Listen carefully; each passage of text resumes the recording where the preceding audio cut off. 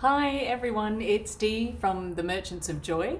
I hope you're all well. I wanted to do this video because I remembered just yesterday or the day before that I had promised back in February to document or diarise via video the significant changes that I've experienced since having made the grand decision to quit alcohol on my 50th birthday, which was the 29th of January. So it's been now 132 days, which is 4.5 months, give or take, that I've managed to be free of this. And I won't lie to you, there's been major wobbles that have ensued since that time, but I have safely managed to avoid drinking.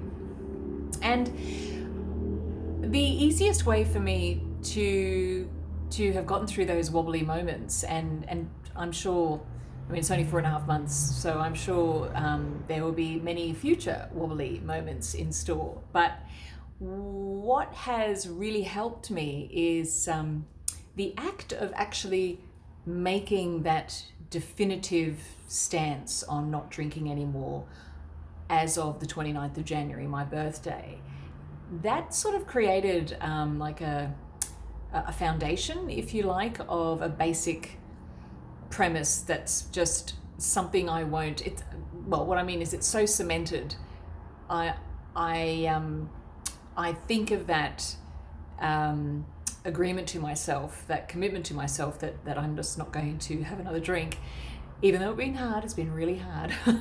I always come back to that, and I have started to sort of create this little mini mantra in my awareness that I use when I am feeling a major wobble or 2 or 3 or 8 to have for the desire when I want to have a drink. And you know that it's been triggered by anything and everything, and what I mean by that is it's not just triggered by when I feel stressed out or exhausted or just so freaked out about whatever that I've got to have a drink. It's also been when I've just been feeling really good, had a wonderful day, really productive and just cruisy, just one of those magical days. And then at the end of that, I think, it'd be so nice to celebrate my beautiful day with a glass of wine, or 2 or 3. And I must admit, they're the moments I find more tricky to talk myself out of succumbing to that urge. So that's been really interesting. I honestly thought I would struggle the most with this when I would be experiencing a lot of stress for whatever reason, just daily life and stuff that gets thrown at you. So that's been interesting, because I honestly thought it would be more that than when I feel good. So this mini mantra that I have in my head every time, whether it's brought on by a bad feeling or a joyful feeling, where you just want to celebrate and enjoy a drink at the end of a lovely day, is yes, the urge is there. I acknowledge the urge and I start to become present and acknowledge that, I really could go a drink right now. And then I just follow that up with this little question, which is, but then what? Or what then? Because for the odd little 20-minute buzz that I get from my initial glass of wine or whatever it is, usually sparkling or wine, you get the lovely little buzz and you go, that's nice. And then the whole ceremony of that is to maintain that level of buzz, which means having another glass and another glass and another glass. So I do that question sort of zaps me back into the present moment and reminds me of why I chose to adopt to this lifestyle without alcohol for the rest of my life. And I have found that really helpful, because I just go, yeah, sure, I could drink, but not only did I make a promise to myself, but I just think, well, what's to come of that anyway? It means I slip back into feeling foggy all the time. My mood becomes dour again, like I don't feel as sprightly as I normally would. Clarity, not so great. And I just see a vision of myself sort of going in an opposite direction, where it's old habits and probably just a general disappointment with myself, nobody else, just me. So that's been really helpful. I've been able to think about that possible scenario if I did indulge in an alcoholic beverage. Because the thing is too, you can still enjoy the end of the day lovelies with a glass, but you know, there's such a massive variety now of non-alcoholic look-alike beverages, you know, like sparkling or gins or anything like that. In the beginning, just to have that, you know, glass of something, we discovered a lovely place in Sydney. They're called Seadrift, and they're a distillery, and they have created the most beautiful non-alcoholic yet distilled gin-like substance. And it tastes like the sea, but in a good way. It's like diving into the ocean every time you have a mouthful, and we mix it with diet tonic water, a generous squeeze of fresh lime juice and ice, and you stir it up, and it's really beautiful. It just takes you to another place, to the ocean. And it's lovely, it's very nice. And I believe they just released a second flavor as well, but it's all organic. It's not, there's no nasties in it, no sugar added. It's just beautiful, really unique. I've never tasted anything like it. So, and the texture, you know, the fragrance and everything, it does lend itself to that just being like a gin and tonic. So that's been really, really handy. And it's nice to know that that's always available, as well as, you know, fake sparkling. It does the job. So that's been really good. So that's made it a little bit easier as well. What else have I noticed? Fitness. There's the thing. Des and I love to go for like an hour-long walk. We call it our city walk. So where we live, we drive to our starting point, and that's a place called the Kangaroo Point Cliffs. And that's sort of on the eastern side of Brisbane City, close to where we live. And we park there, and then we embark on this big long walk all around the city, through the botanical gardens, cross bridges, all that sort of stuff. But in order to get back to the car, we have to climb this huge flight of stairs, and they're really steep. I think they're just called the Kangaroo Point Cliff Stairs, but they're a big attraction for fitness junkies as well, because they run up and down these things. It's like 100 odd stairs, and they're really steep, and they run up them like 2 at a time. Anyway, so as we try to avoid those people coming up the stairs, you know, just to keep out of their way. But I will often have to stop halfway up those stairs and catch my breath. It's like, and I'll say to Desi, you go ahead, I'll be there in a second. And I can't speak. That's how out of breath I was. But what I noticed lately, even as early as a few weeks in, we'd do this walk and we'd just climb up. I'd still be talking. I'd reach the top. Even though it was hard, you're still sort of exasperated a bit. But I never had to stop or catch my breath. So that was really amazing, actually, to me. And I've noticed that too with my bike riding. It's just easier to get up the hills. I don't even have to get off the bike anymore and push it up. I just ride all the way through. So I didn't honestly expect that, because I never felt, well, because I don't technically exercise as such. It's just walking and bike riding. But yeah, that was a really pleasant surprise. My sleep continues to be really good. And despite being woken up most mornings at 3 a.m. by a couple of cats, but that's fine, that's a whole other thing. But I certainly don't wake up anxious anymore. Like, my crazy monkey mind doesn't want to tap me on the shoulder and say, it's 3:30, time to freak out. Nothing like that anymore, which is great. So it's a nice, calm level of energy that I'm able to enjoy throughout the day as well. There's no slumps. Nothing like that, which is great. What else? I did write a few things down here that I knew I would forget. And something else that was really interesting. So for Desi and I, our history of good time does involve boozing. And, we have our own friendships with other people, but when we come together, we often do it over a glass of wine, or, go out for a lovely meal at a restaurant and always have a beautiful cocktail or something like that. So, and we have routinized ceremonies in our house as well, where we perch up and just enjoy a beautiful bottle of sparkling between us, and that's always great. And we still enjoy those times, but with, fake booze, fake sparkling, non-alcoholic stuff. But we have found it a bit challenging because that lovely buzz that you get, which isn't present, obviously. We still have great conversations, but the time frame has just gone from zoop, because, when we're pissy, we could just talk shit for hours. But now it's like the time spent together is more condensed, more rich, but shorter. It's we found that really interesting. So now we're talking about maybe we should get some puzzles and some board games and play cards and stuff like that, because we've never done that ever. I mean, TV's great, obviously, but it's much more fun to interact with games and stuff like that. So yeah, that's going to be interesting to do.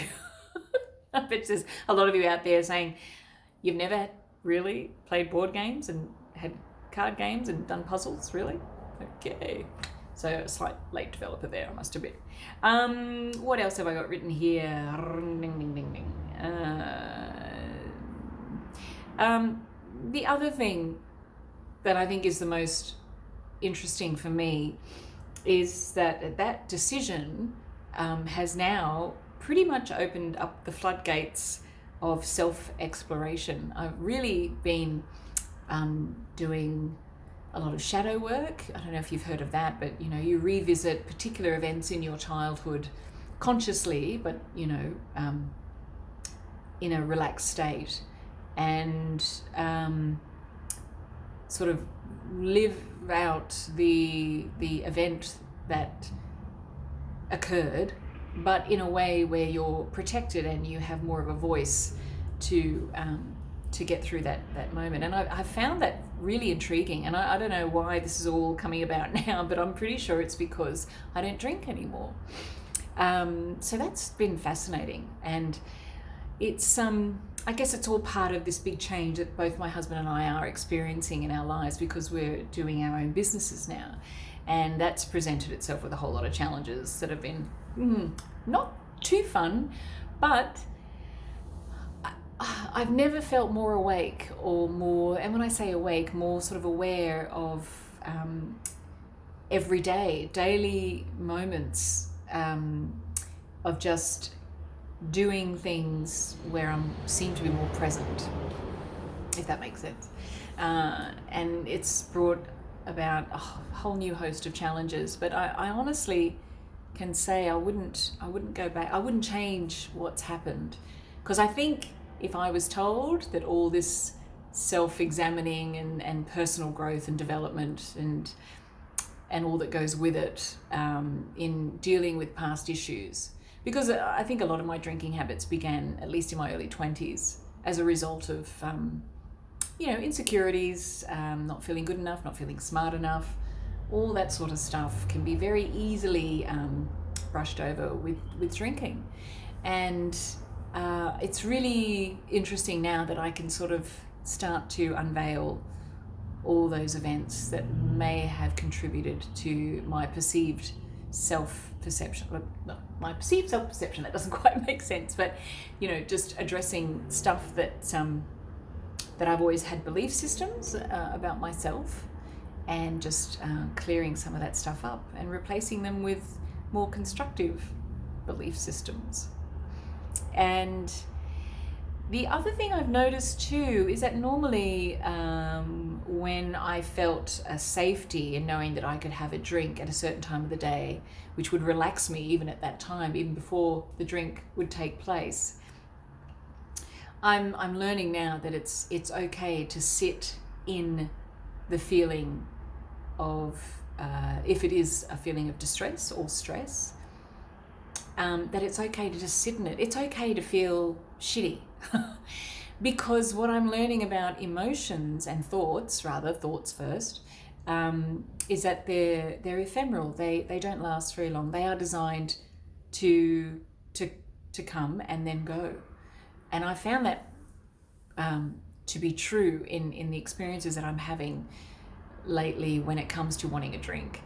It really does pass. So I'm not so frightened or fearful of feeling bad.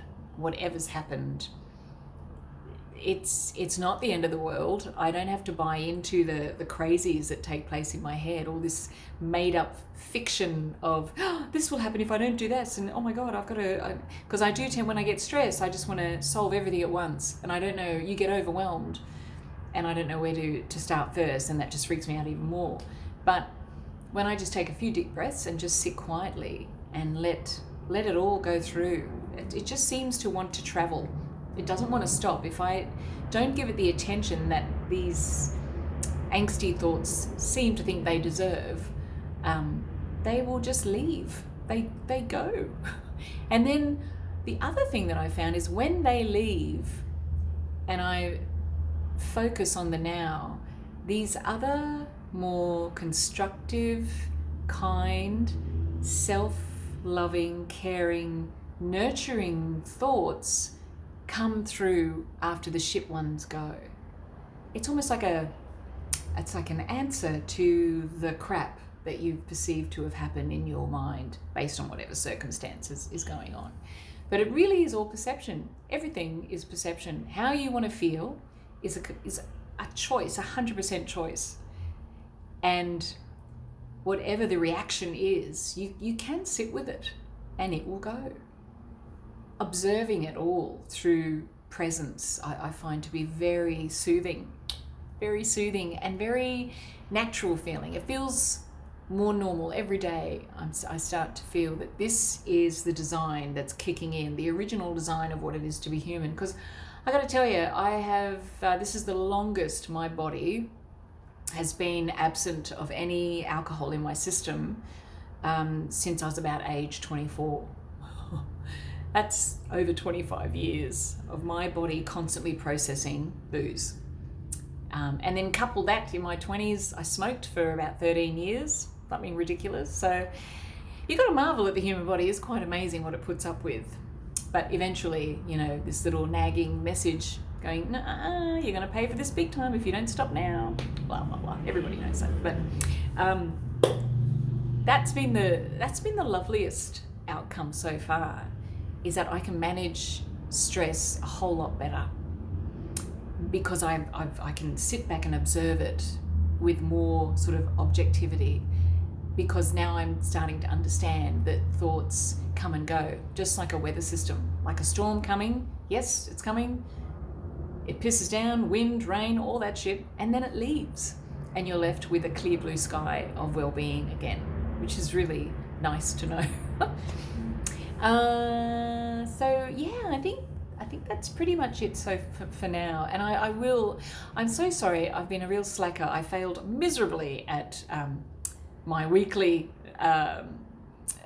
dialing in to record the changes, but pretty much that's been what's been going on in the last 4.5 months. So when I notice something more profound, if I happen to notice it like an ooh-ah moment, I'll definitely come back and report that. So I look forward to that. So I just want to say thank you so much for taking the time to hear this. I hope it helps in some way. And of course, if you would like to ask any questions or leave comments below, by all means, my email address is d@themerchantsofjoy.com.au, and you can also subscribe to our newsletter, which is a fortnightly newsletter that you'll receive called the Dollop of Joy newsletter. We're up to issue 7, I think, is the next one now. So that's been really fun to write. I love writing them. So please, if you want to receive recipes, our latest blogs, what our latest t-shirt designs are, and we cover nutrition, meaning carnivore, keto, paleo. There's also recipes that are mostly carnivore based these days because that's how we eat these days. But yeah, I've just included a lovely chocolate recipe. So all healthy, all good for you. And you'll receive those every 2 to 3 weeks. So, and of course, please subscribe to our YouTube channel because I'm really looking forward to doing this more and more the more I get used to doing it. It's all new and exciting. So thank you again so much for watching. I really appreciate it. Talk soon. Bye.